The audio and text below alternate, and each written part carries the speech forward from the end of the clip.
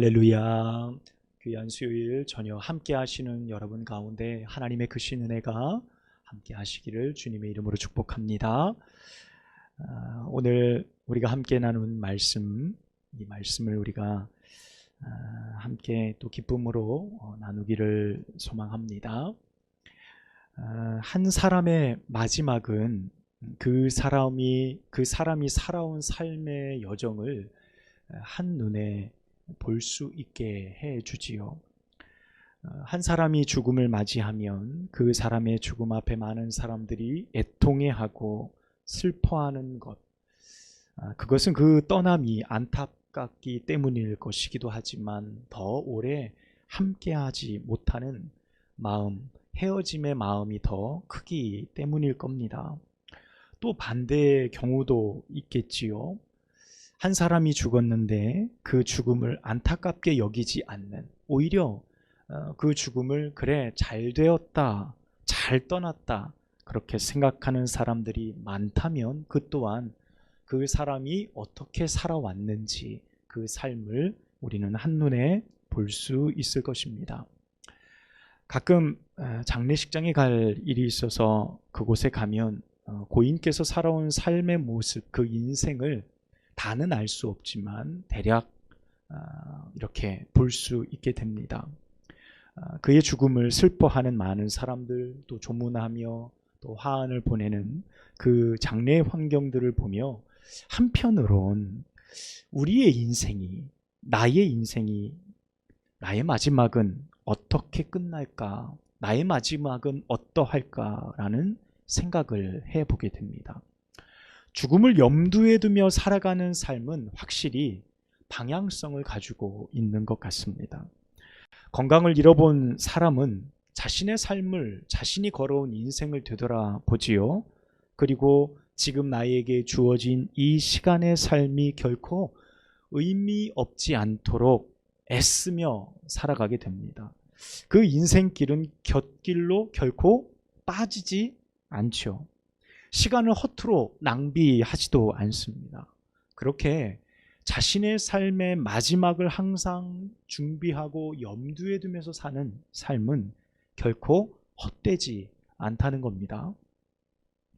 오늘 우리가 읽은 본문의 말씀, 사울의 죽음이 등장하고 그 사울의 죽음을 애도하는 다윗의 애가가 오늘 본문에 기록이 되어져 있습니다. 사울의 죽음이 정말 놀라웠던 것은 그가 마지막을 전혀 준비하지 않은 채 그의 삶을 마감했기 때문입니다. 그동안 사울은 많은 전쟁을 통해 승리를 거두었고요. 근본 전쟁도 이렇게 자신의 목숨을 잃을 만큼 큰 패배를 겪으리라 생각하지 못한 채 참전을 하게 됐죠. 하지만 대단히 큰 전쟁, 이 전쟁에서 그는 참혹하게 패배하고 말았습니다. 자신의 아들 셋도 모두 한 자리에, 한날 같은 시에 죽고 마는 참혹한 결과를 받아들여야 했지요. 사울의 마지막이 더욱 비참했던 것은 그의 시체가 블레셋의 저작거리에 내걸려 전리품으로 많은 사람들의 조롱거리가 됐다는 것이기도 하겠고, 자신이 쓰고 있던 왕관과 자신이 착용하고 있던 여러 폐물들이 한 아말렉 사람에 의해서 탈취되어지고 그것이 그 사람에게 이용되어지고 그의 이름이 많은 사람들, 만방의 조롱거리가 되었기 때문일 것입니다. 그것이 참 비참하다, 우리는 그렇게 생각해요. 여러분, 그러나 사울의 죽음이 더 비참한 것은 그런 외형적인 조건만은 아닙니다. 여러분, 오늘 본문의 말씀을 통해서 우리가 발견할 수 있는 것은요, 그의 죽음 앞에 누구도 진정으로 그의 죽음을 슬퍼하는 자들이 없었다는 거예요. 누구도 그의 떠남에 대해서 애통해하는 자가 없었어요. 이스라엘 왕의 죽음을 조상하고 진정으로 슬퍼하는 사람들, 그 노래들이 들리지 않습니다. 사울의 마지막, 그의 마지막 길을 애통해 줄 사람이 없었어요. 단지 다윗의 애가 말고는 없었다는 거예요. 다윗의 애가 말고는. 이는 사울이라는 사람이 어떻게 살아왔는지, 그가 어떤 왕이었는지를 단적으로 보여주는 내용이다라고 할 수 있을 거예요. 사울의 마지막은 그래서 더욱 비참했던 것입니다. 여러분, 그런데 오늘 본문의 말씀을 보면 참 이상한 것이 있어요. 여러분, 그 이상한 게 무엇일까요? 오늘 사울의 애가를 다윗이 지어 그것을 불렀다는 이 사실이 아닐까요? 다윗이, 다른 사람도 아니고 다윗이 사울의 죽음을 애도하며 울었다는 그 애가의 기록, 이 기록이 너무도 이상한 겁니다. 왜 그럴까요? 여러분, 사울의 죽음, 그것을 애통하고 노래할 사람은 당연히 사울의 가족들이 되어야 되지 않겠습니까? 그의 가족들이 되어야 되겠고, 그와 함께 했던 어떤 측근들이 되어야 되지, 정적이었던, 항상 다윗을 죽이려 했던 사울, 그 칼을 피해서 도망쳤던 다윗, 그가 유일하게 죽은 사울을 위해서 애가를 지어 노래를 부르고 있다는 것이 여러분 쉽게 납득할 수 없는 내용이라는 거예요. 나의 정적이었던 사람이 나를 위해서 애가를 지어 불렀다라는 사실입니다. 자, 그런데 다윗은 그저 형식적인 것이 아니라 진심으로 사울과 요나단의 죽음을 애통해하면서 애가를 부르는 거예요. 여러분, 그 애가의 내용이 19절부터 24절까지의 말씀으로 기록되어져 있습니다. 먼저 19절 말씀에 보면 뭐라고 되어져 있습니까? 이스라엘아, 내 영광이 산 위에서 죽임을 당하였도다. 오호라, 두 용사가 엎드러졌도다 라고 애가가 시작이 돼요. 그러니까 두 용사의 죽음, 이스라엘의 영광이 무너졌다. 이 두 사람이 이스라엘의 영광의 중심인 것처럼 애가를 시작하고 있습니다. 이 사실을 블레셋에게 알리지 마라. 이미 블레셋이 전쟁에서 싸워서 이겼는걸요. 이미 그 소식은 다 퍼졌을 겁니다. 그럼에도 더 이상 회자되어지지 않게, 이스라엘 너희들의 입속에서 더 이상 그 말이 퍼져나가지 않게 너희는 더 이상 말하지 말라라고 그들에게 당부하고 있어요. 그리고 이 두 용사가 얼마나 전쟁터에서 용맹하게 싸웠던 사람들이었는지, 칼 앞에서 활 앞에서 그들은 물러설 줄 모르는 정말 진정한 용사였다라고 기록하고 있어요. 여러분, 23절에도 보세요. 사울과 요나단이 생전에 서로 사랑하여 죽음에서도 함께 했다. 이 부자지간의 사랑을 노래하고 있지요. 그들은 독수리보다 빠르고 사자보다 강하며 용맹한 자들이었다라고 다윗이 노래합니다. 여러분, 24절 보십시오. 이스라엘 여인들에게 사울이 생전에 자신들에게 베풀었던 것, 너희들에게 베풀었던 그 은혜, 사울 왕의 은혜를 너희는 기억하라라고 지금 권면하고 있는 겁니다. 여러분, 이게 지금 다윗의 애가의 내용들이에요. 여러분, 이 내용들만을 보면 우리가 사울에 대한 선입견을 제거하고 사울이라는 사람을 오늘 이 애가를 통해서만 배우면 이 사울 왕이 어떻게 보입니까? 성군이죠, 성군. 훌륭한 왕처럼 보이잖아요. 가장 아름답고 놀랍고 훌륭하고 백성들을 사랑할 줄 알고 용맹스러웠던 왕의 모습만 보입니다. 위의 내용만 보면 사울이 정말 그런 삶을 살았나라는 의구심이 들 정도로 그런 내용들로 가득 차 있다라는 거예요. 그런데 다윗은 거기에서 멈추지 않습니다. 그리고 여러분 18절 말씀 보십시오. 18절 말씀 함께 읽어볼까요? 시작. 명령하여 그것을 유다 족속에게 가르치라 하였으니 곧 활노래라 야셀의 책에 기록되었으되 아멘. 자, 지금 다윗은요, 사울의 마지막을 유다 족속에게 가르쳐 잊지 않도록 명령하기까지 했어요. 여러분, 지금 자신의 정적이에요. 나를 죽이려 했던 사울 왕이 죽은 겁니다. 자, 그러면 사울 왕과 이 왕자였던 요나단의 죽음을 애도하는 것으로 다윗은 자신이 할 수 있는 최선의 일을 다하는 겁니다. 슬퍼하는 거죠. 말씀 우리가 지난주 함께 나눴듯이 애통해하고 슬퍼하는 것으로 끝날 수 있어요. 그것만 해도 에이 잘됐다라고도 말할 수 있지만 다윗은 진정으로 슬퍼했습니다. 그러면 다윗의 역할은 끝난 거예요. 그런데 원수의 죽음을 애통하는 것을 넘어서서 무엇을 하는 겁니까? 향후 자신이 이스라엘의 왕이 되어서 이끌 유다 족속에게 사울이 이런 왕이었다라고 지금 기억하고 가르치라라고 명령하고 있다는 거예요. 여러분, 이 상황이 이해가 되십니까? 여러분, 지금 다윗이 애가를 불러 그것을 혼자 부른 것이 아니라 유다 족속에게 가르치라라고 말한 그 결정이 여러분 정말 놀라운 결정이 아닐 수 없다는 겁니다. 여러분, 그런데요, 다윗이 기록하고 있는 가르치라라고 명령한 내용들을 보면 무엇이 느껴집니까? 무엇을 발견할 수 있어요? 사울의 악함이나 패역했던 모습은 조금도 찾아볼 수 없다는 거예요. 가장 아름다운 모습으로만 노래가 꾸며져 있어요. 그 내용은 뭐죠? 용맹하며 부자지간에 요나단과 사울의 끈끈했던 아버지와 아들 간의 그 사랑, 그것을 기록해요. 백성을 사랑했고 그들을 보호하고 그들을 먹이고 입혔던 인자한 왕의 모습을 그려내고 있어요. 그 왕이, 이스라엘의 영광이었던 그 왕이 산 위에서 죽었노라. 여러분, 이 내용들만 보면요, 사울의 훌륭했던 모습들만을 그려내고 있는 겁니다.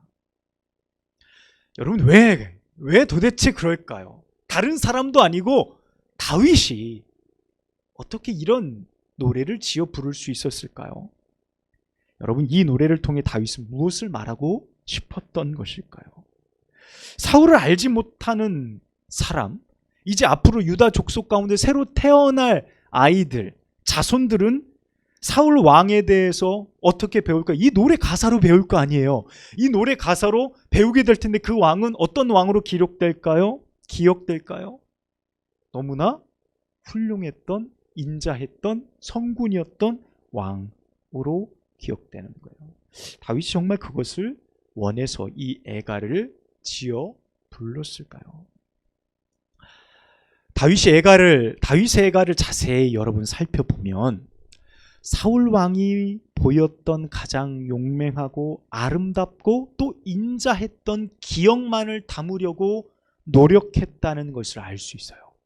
여러분, 다윗이 애가를 지어 부를 때 사울에 대한 수많은 기억들이 떠올랐겠죠.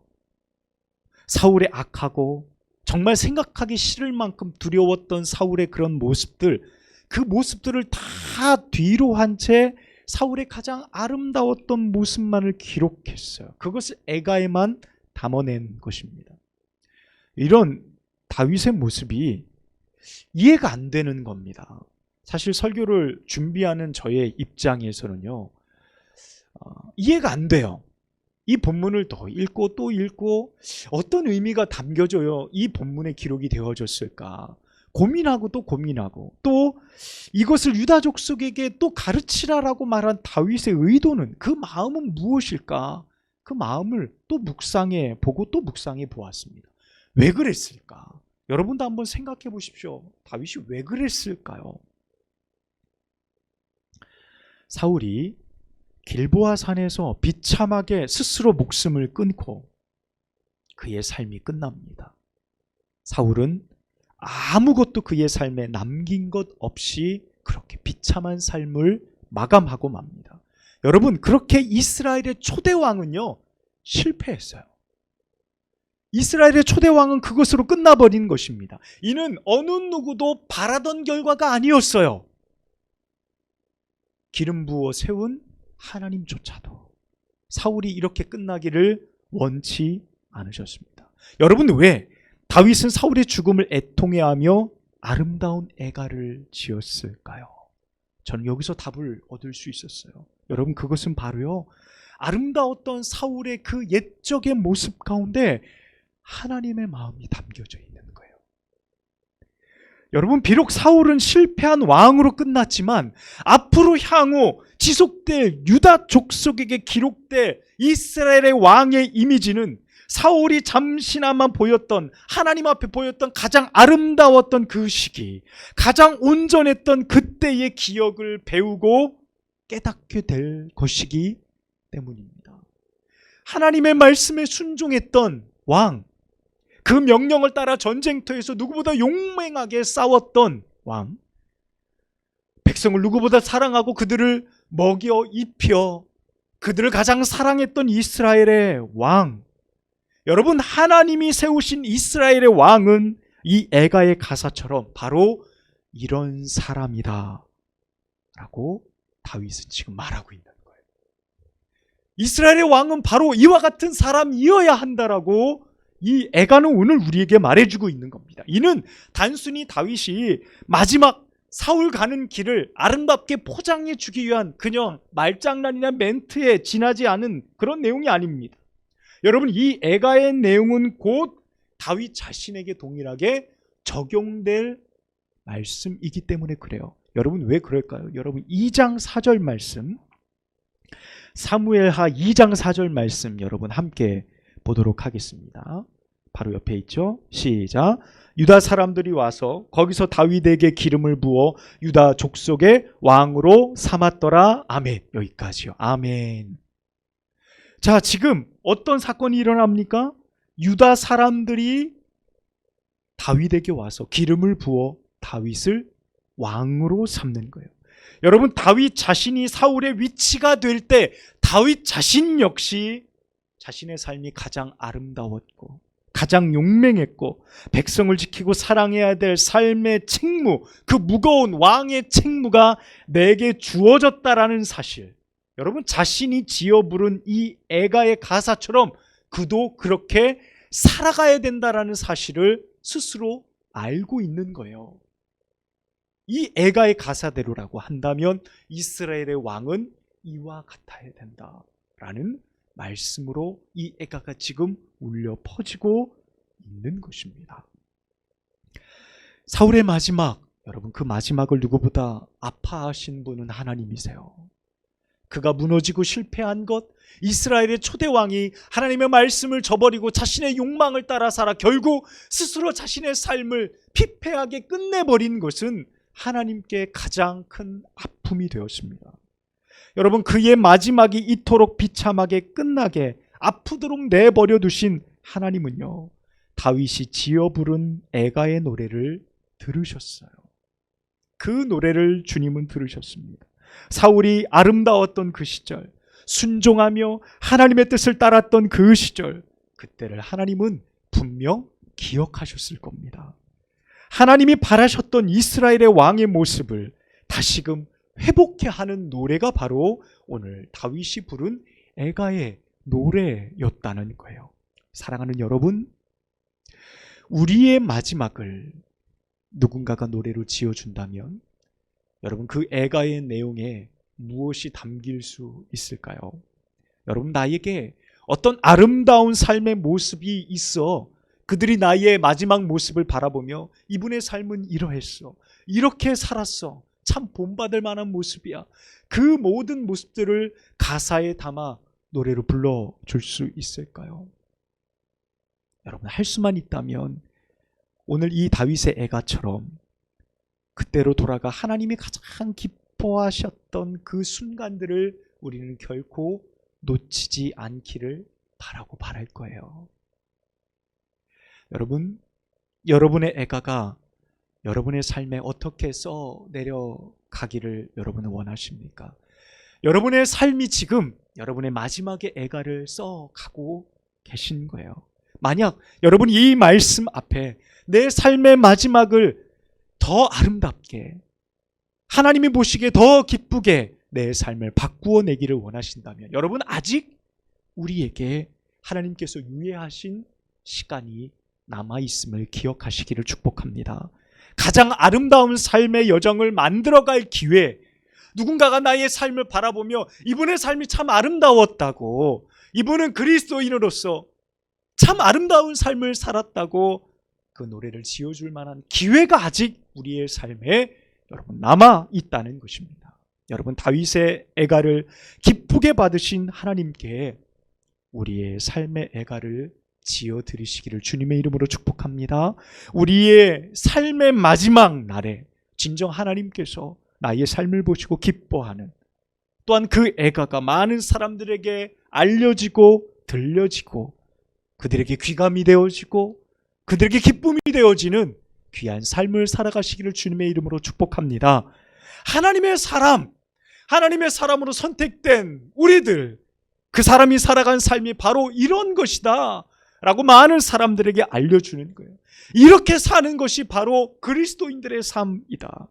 하나님의 말씀에 순종하고 하나님의 말씀을 지키기에 용맹하고 사랑하기에 열정으로 모든 것을 품었던 그 사람이 바로 하나님이 택하신 사람, 바로 여러분들이다 라고 누군가가 그렇게 우리의 마지막 삶에 애가를 지어 불러 줄 수만 있다고 한다면, 여러분, 우리의 삶은 결코 실패하지 않은 인생, 하나님이 보시고 가장 아름답다 칭찬하실 만한 인생이 되어질 줄로 믿습니다. 이런 아름다운 애가를 여러분의 삶 속에서 써 내려가시는 복된 삶이 되시길 주님의 이름으로 축원합니다. 기도하겠습니다. 하나님 아버지, 오늘 다윗의 애가를 바라보며 우리의 상식과 우리의 생각을 뛰어넘는 애가의 내용을 바라보며 우리는 어떻게 나의 마지막을 준비하며 나의 마지막 삶의 여정을 살아갈까? 오늘 말씀을 통해 깨닫게 하시니 감사합니다. 하나님께서 기억하시는 가장 아름답고 순수하며 기뻐하며 하나님이 우리를 바라보며 행복해 하셨던 그때의 삶, 우리가 늘 그 삶을 꿈꾸고 살아가는, 마지막을 늘 준비하며 살아가는 복된 삶 모두가 살아갈 수 있도록 복 내려 주시옵소서. 예수 그리스도의 이름으로 간절히 기도합니다. 아멘.